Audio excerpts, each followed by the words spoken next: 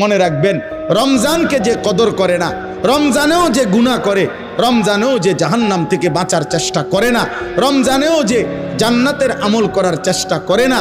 ভাই আমার, ছেলেরা আমার, বাবা আমার, পর্দার আড়ালের মা বোন আমার, সবাইকে এই শেষ কথা বলি। আল্লাহ রসুল বলছে, জিব্রাইল আইসা